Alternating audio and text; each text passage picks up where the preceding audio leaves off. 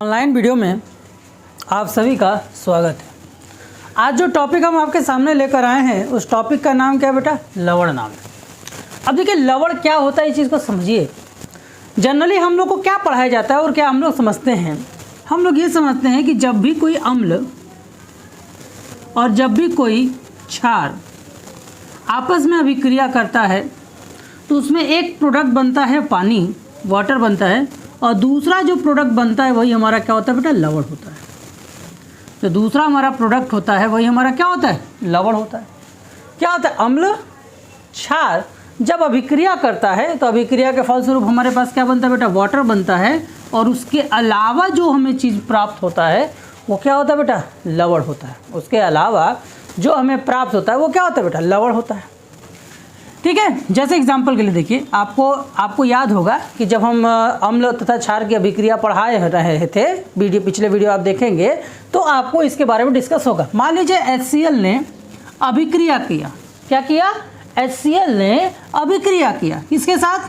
मान लीजिए NaOH के साथ। किसके साथ? NaOH के साथ। जब ये NaOH के साथ अभिक्रिया करता था तो आपको मैंने बताया था कि H जो होगा HCl में से, सिंपल सी बात है, अम्ल कौन होता है? अम्ल वही होता है ना कि जो जलीय विलयन में अपना H+ आयन रिलीज करे, जो जलीय विलयन में अपना H+ आयन रिलीज करे। जब ये H+ आयन में टूटेगा तो इसका जो दूसरा वो पार्ट है वो किस में टूटेगा? Cl- में टूटेगा। जब ये H+ आयन में टूटेगा तो इसका दूसरा वाला पार्ट किस में टूटेगा? Cl- में टूटेगा। अब जब हम इसको ले लेते हैं, ध्यान समझिएगा मैं क्या कहता हूँ। इसको ले लेंगे तो यहाँ क्या बचेगा बेटा? Na+ बचेगा। क्या बचेगा? Na+ बचेगा, और यहाँ पे क्या बचेगा बेटा? OH- बचेगा।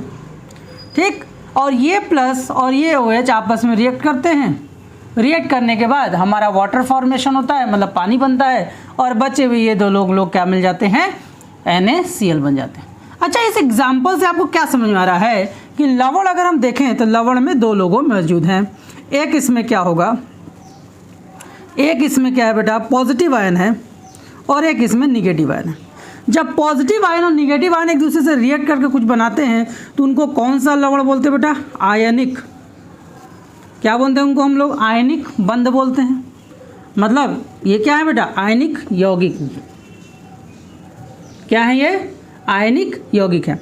मतलब इसके पास एक क्या होगा? पॉजिटिव होगा, और एक इसके पास निगेटिव होगा। अब आपके पास एक दिमाग आपका काम करेगा कि सर ये जो HCl है, ये जो HCl है, इसके पास भी तो दो लोग हैं, पॉजिटिव है और निगेटिव है, तो फिर ये लवण क्यों नहीं है? तो देखिए पूरी तरह से डेफिनेशन को समझने का प्रयास कीजिएगा कि लवण वे आयनिक यौगिक हैं, या लवण जो है वे आयनिक यौगिक है जिनका पॉजिटिव पार्ट में हाइड्रोजन, जिनके पॉजिटिव पार्ट में, देखिए ध्यान से, जिनके पॉजिटिव पार्ट में, पॉजिटिव भाग में हाइड्रोजन के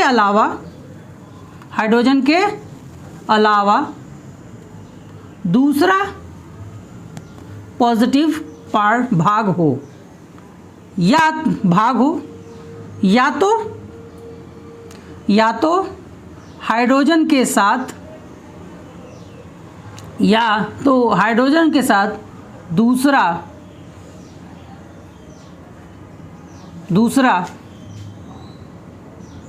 भी मौजूद हो। समझने का प्रयास कीजिएगा कि या तो देखिए दो बातें हो सकती हैं। या तो ये हो सकता है कि इसमें जो पॉजिटिव भाग हो उसमें हाइड्रोजन ना हो।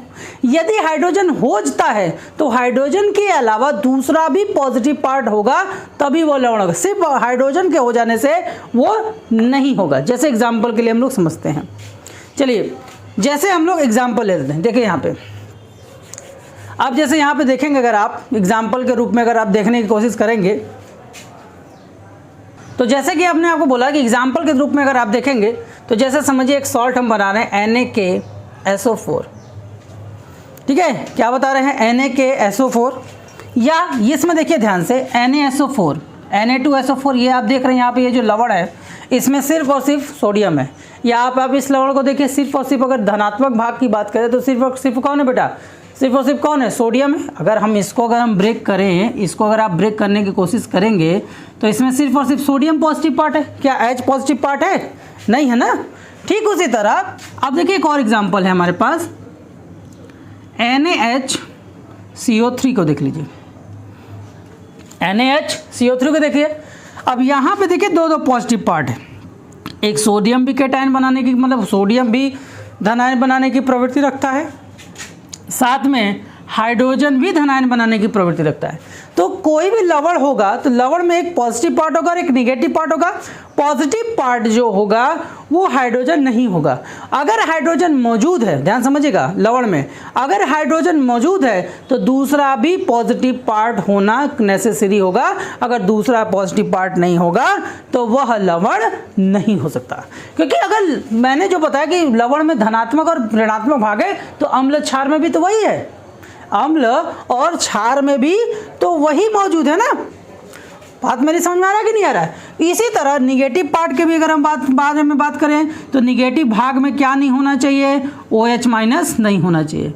और अगर OH माइनस प्रेजेंट होता है, ध्यान समझिएगा, अगर OH माइनस प्रेजेंट होता है तो कोई दूसरा निगेटिव पार्ट भी उसमें होना चाहिए। जैसे सबसे सिंपल एग्जांपल है CaOCl2। ये भी क्या है बेटा? यहाँ पे देखिए दो निगेटिव पार्ट है। कौन कौन से निगेटिव पार्ट है ये देखिए, एक O निगेटिव पार्ट है और एक Cl निगेटिव पार्ट। तो मतलब यहाँ पर निगेटिव पार्ट में OH का नहीं होना चाहिए, या अगर OH माइनस कहीं से अगर आ जाता है, ध्यान समझिएगा, अगर OH माइनस कहीं से अगर आ जाता है तो OH के साथ दूसरा निगेटिव भी होना नेसेसरी है। क्लियर हुआ? तो लवण क्या है? लवण को सिंपल सा हम लोगों ने समझा कि लवण क्या है? लवण अम्ल और क्षार की अभिक्रिया से प्राप्त होता है। जब अम्ल और क्षार आपस में अभिक्रिया करते हैं तो पानी बनता है, पानी के अलावा जो कंपाउंड बनता है उसको हम लोग लवण कहते हैं। अब लवण की जो शुद्ध डेफिनेशन, तो हमने देखा कि लवण में दो ही पार्ट है, या तो ऑक्सीजन या तो पॉजिटिव पार्ट है या तो निगेटिव पार्ट है। पॉजिटिव जो भाग है, जो हमारा पॉजिटिव भाग में, उसमें हाइड्रोजन नहीं होना चाहिए, और अगर हाइड्रोजन मौजूद हो या अगर हाइड्रोजन मौजूद है तो हाइड्रोजन के अलावा दूसरा धनात्मक भाग वाला, मतलब दूसरा पॉजिटिव बनाने वाला एलिमेंट भी प्रेजेंट होना चाहिए। चलिए, ये तो हो गया हमारे लवण के बारे में। इसे फटाफट नोट कर लें, फिर आते हैं नेक्स्ट पार्ट पर इसके। तो देखिए अब हमको सीखने जा रहे हैं लवण के प्रकार। अब लवण के अगर हम देखें तो लवण कितने प्रकार के हमारे पास हैं? तो देखिए आपके स्टैंडर्ड के हिसाब से लवण हमारे पास 6 प्रकार के हैं। पहला सामान्य या उदासीन लवण, दूसरा अम्लीय लवण, तीसरा क्षारीय लवण, चौथा द्विक लवण, पांचवा मिश्रित लवण और छठवां जटिल लवण। अब सबके बारे में समझते हैं। इन तीनों के बारे में आपने पिछले वीडियोस में देखा हुआ है। आपको कब देखा हुआ है? पिछले वीडियो में आपको याद होगा, हमने अम्ल तथा क्षार की अभिक्रिया को हमने समझाया था। तो बताइए सामान्य लवण कब बनता है? जब सामान्य लवण का बराबर क्या होता है? जब प्रबल अम्ल हो, अम्ल क्या हो? प्रबल हो, प्रबल अम्ल हो, या प्रबल क्षार हो। तो इसके अभिक्रिया से जो लवण बनता था वो कौन सा बनता था बेटा? उदासीन लवण बनता था। क्या बनता था? कौन सा लवण बनता था? उदासीन लवण बनता। जैसे एग्जांपल के लिए हमने आपको दिखाया था HCl plus NaOH give rise to H2O plus NaCl, ये ने बताया था। दूसरा हमने बताया था या तो ये हो दुर्बल अम्ल हो, मतलब अम्ल भी आपका कमजोर हो, या और क्षार भी आपका क्या हो बेटा? दुर्बल क्षार भी हो। अगर दोनों ऐसे होते तो भी हमारा जो अम्ल बनेगा वो कैसा बनेगा बेटा? उदासीन बनेगा। वैसे दुर्बल अम्ल और दुर्बल क्षार जल्दी अभिक्रिया नहीं करते हैं, फिर भी कुछ ऐसे एग्जाम्पल है हमारे पास। जैसे दुर्बल अम्ल CH3COOH, इसके साथ हमने करा दिया NH4OH। अब इन दोनों के बीच में जो रिएक्शन होगा वो क्या बनाएगा? CH3COONH4, और साथ में हमारा क्या बनाएगा बेटा? वाटर बनाएगा। तो सामान्य लवण बनने के दो तरीके हो सकते हैं। कुल मिलाकर ये समझिए कि जो सामान्य लवण तभी बनेगा जब क्षार की पावर और अम्ल का पावर, मतलब क्षार की प्रकृति और अम्ल की पावर प्रकृति अगर एक जैसी होती है तो उनके रिएक्शन से जो हमारे क्षार का जो उनके रिएक्शन से जिस तरह का क्षार हमें बनता है उस क्षार को हम लोग उदासीन या सामान्य लवण कहते हैं। अब इनको उदासीन या सामान्य लवण क्यों कहा जाता है? क्योंकि इनका जो pH मान होता है जो इनका पीएच मान होता है वो 0 से 7, सॉरी इनका जो पीएच मान होता है वो 7 होता है। जब भी आप इनके पीएच मान को देखेंगे तो ना तो ये अम्लीय गुण प्रदर्शित करेंगे और ना ही ये क्षारीय गुण को प्रदर्शित करेंगे। मुझे लगता है कि आपको समझ में आ गया होगा। चलिए इसे नोट कर लीजिए। अब आगे आइए अम्लीय में। अब अम्लीय कैसे होता है भाई, अगर हम बात करें कि अम्लीय कैसे होता है। अब अम्लीय मतलब अम्ल का गुण ज़्यादा दिखे और क्षार का गुण कम है, मतलब अम्ल प्रबल हो और क्षार आपका क्या हो बेटा, दुर्बल हो। क्षार आपका क्या हो बेटा, दुर्बल हो। अगर अम्ल को ताकतवर कर दिया जाए और क्षार को दुर्बल कर दिया, कमजोर कर दिया जाए, तो इस प्रकार से जो लवण हमें मिलेगा वो कौन सा लवण मिलेगा बेटा, अम्लीय लवण मिलेगा। कौन सा लवण मिलेगा,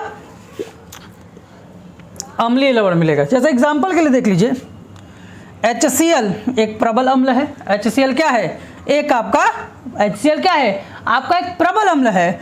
और एक प्रबल अम्ल मान लीजिए NH4OH अमोनियम हाइड्रोक्साइड के साथ रिएक्शन करता है, तो इसका रिएक्शन तो आपको पता ही है कि ये टूटेगा H+ में, ये टूटेगा Cl- में, ये ब्रेक होगा NH4+ में और ये ब्रेक होगा OH- में। इन दोनों के रिएक्शन से सॉल्ट फॉर्मेशन बनेगा NH4 और यहाँ पे आपका NH4Cl और इसके फॉर्मेशन से हमारा क्या बनेगा बेटा, H2O बनेगा। तो ये जो लवण मिला वो कौन सा लवण होगा, ये जो लवण हमें मिला ये कौन सा लवण होगा, ये जो लवण होगा वो कौन सा लवण होगा, अम्लीय लवण होगा। क्योंकि अम्ल की ताकत ज़्यादा है और क्षार की ताकत कम है। बिल्कुल अम्ल और क्षार आपस में अभिक्रिया करेंगे तो पानी और लवण का निर्माण अवश्य होगा। लेकिन यहाँ पे जो निर्माण आपको दिख रहा है, यहाँ पे ध्यान दीजिएगा, यहाँ पे आपको जो निर्माण आपको कार्य दिख रहा है, वहाँ पे जो निर्माण आपको दिख रहा है वो कौन सा है बेटा, अम्लीय है। अब अम्लीय कहने का मतलब क्या है कि ये जो लवण बनेगा इसका जो पीएच वैल्यू होगा वो 0 से 7 के बीच में होगा। यही ना होता है। अम्ल की पहचान क्या होती है, ऐसा अम्ल क्या ऐसे हम पहचानते हैं, अम्ल का जो पीएच मान होता है वो 0 से 7 के बीच होता है। चलिए अब इसी तरह अगर आप तीसरे प्रोडक्ट पे आए, अगर हमको क्षारीय लवण का निर्माण कराना है, ध्यान समझिएगा, अगर हमें लवण को क्या करना है, क्षारीय करना है, तो क्षारीय करने के लिए अब अम्ल को क्या कर दीजिए, दुर्बल कर दीजिए और क्षार को आप क्या कर लीजिए, प्रबल कर दीजिए। अम्ल को क्या कर दीजिए, दुर्बल कर दीजिए और क्षार को क्या कर दीजिए, प्रबल कर दीजिए। चलिए दुर्बल अम्ल ले लेते हैं CH3 COONA COOH और प्रबल क्षार में हम ले लेते हैं, प्रबल क्षार में हम लोग ले लेते हैं NaOH को। अब इनके रिएक्शन से आपका क्या बनेगा, अब इनके रिएक्शन से जो हमारा बनेगा CH3 COONA और साथ में हमारा वाटर बनेगा। अब देखिए यहाँ पे ये क्या बना, हमारा लवण बना कि नहीं बना। अब थोड़ा ध्यान दीजिए, इसको डिटेल में मैंने आपको पिछले वीडियोस में बताया है। अगर आप इसको ध्यान से देखेंगे तो क्या बना, लवण बना कि नहीं बना। एक तरफ पूरी तरह से प्लस आयन, एक तरफ पूरी तरफ से माइनस आयन, दोनों ने एक दूसरे को मिलकर जो लवण बनाया वो कौन सा लवण बनाया बेटा, क्षारीय लवण बनाया। अब क्षारीय लवण से मतलब क्या है, अब क्षारीय लवण से मतलब ये है बेटा, जिसका मतलब होगा, जिसका पीएच वैल्यू जो होगा वो बेटा 7 से 14 के बीच में होगा। जिसका भी पीएच वैल्यू 7 से 14 के बीच में होगा, ऐसा कोई भी लवण जिसका वैल्यू पीएच वैल्यू जो 7 से 14 के बीच में होगा उसे हम लोग क्या कहेंगे, क्षारीय लवण कहेंगे। अब आगे आते हैं द्विक लवण। अब देखिए द्विक लवण क्या है कि जो भी हम प्रक्रियाओं के द्वारा क्षार की उत्पत्ति कर रहे हैं। अब द्विक लवण की बात करें, अब द्विक लवण का मतलब देखिए क्या होगा कि इसमें या तो 2 धनायन होंगे, या तो 2 धनायन होंगे, या तो 2 ऋण भाग होंगे। मतलब कोई भी अगर हम सॉल्ट बनाते हैं, जैसे मान लीजिए कोई भी हमारा सॉल्ट बनता है, तो अभी तक हमने देखा या तो सिर्फ एक धनायन पार्ट मिल रहा था या तो एक ऋणायन पार्ट मिल रहा था, 2 धनायन या 2 ऋणायन आपको नहीं मिल रहे थे। अगर कोई ऐसा सॉल्ट फॉर्मेशन हो जिसमें 2 धनायन या 2 ऋणायन हो, तो ऐसे क्षारों को हम या ऐसे लवणों को हम लोग द्विक लवण करते हैं। फिर से समझिएगा, ऐसा कोई लवण, देखो लवण का निर्माण में धनायन और ऋणायन दोनों की जरूरत है, धनायन और ऋणायन दोनों की जरूरत है। या तो ऐसा कोई लवण हो जिसमें या तो 2 धनायन प्रकृति वाले अणु, धनायन प्रकृति वाले परमाणु हो या 2 ऋणायन वाले परमाणु। जैसे एग्जांपल के लिए देखिए, जैसे आपका NaHCO3। अब यहाँ अगर आप देख रहे हैं तो सोडियम भी धनायन बनाने की प्रकृति रखता है, साथ ही साथ H भी आपका धनायन बनाने की प्रकृति रखता है। तो ये भी क्या बेटा, एक तरह का लवण है जिसको हम लोग सोडियम बाइकार्बोनेट कहते हैं। जो हमारे खाने वाला जो सोडा होता है ना, बेकिंग सोडा, उसी का ये फार्मूला है, इसको हम लोग पढ़ेंगे इस चैप्टर में। तो अब देखिए कि जो खाने वाला हमारा सोडा है, जो हमारा खाने वाला सोडा है उसमें ये 2 लोग हैं। इसी के अलावा ब्लीचिंग पाउडर देख लीजिए, CaOCl2। जैसा आप देख पा रहे हैं यहाँ पर O भी आपका निगेटिव है और Cl भी आपका निगेटिव पार्ट है। तो यहाँ देख रहे हैं कि या तो दोनों में 2 प्लस है या तो 2 माइनस है। अभी तक जितने भी लवण हमने, चाहे अम्लीय सामान्य लवण देखा, अम्लीय लवण देखा या क्षारीय लवण देखा, इसमें या तो सिर्फ एक धनायन भाग है या तो सिर्फ एक ऋणायन भाग है, लेकिन इसमें दोनों के दोनों हैं। ठीक है, अब आता है मिश्रित लवण। अब देखिए मिश्रित लवण दरअसल क्या है कि जैसे 2 लवण हैं आपस में एक दूसरे से मिक्स हो गए, जैसे मिश्रण हुआ, जैसे चीनी और पानी का मिक्स करना, मतलब वो कंपाउंडली एक साथ रिएक्ट नहीं करते, लेकिन दोनों मिलकर एक बन जाते हैं। जैसे फॉर एग्जांपल के लिए समझिए, आपने एक बहुत ही बड़ा फिटकरी वर्ड जरूर सुना होगा। ये भी बेटा क्या है, ये भी क्या है आपका, ये भी एक तरह का लवण है। अब फिटकरी में देखिए कौन कौन मौजूद है। फिटकरी का अगर हम फॉर्मूला लिखें तो K2SO4 का thrice plus K2SO4 dot Al2SO4 का थ्राइस मतलब 3 डॉट 24H2O। अब देखिए बेटा ये एक अलग सॉल्ट है, ये एक अलग सॉल्ट है।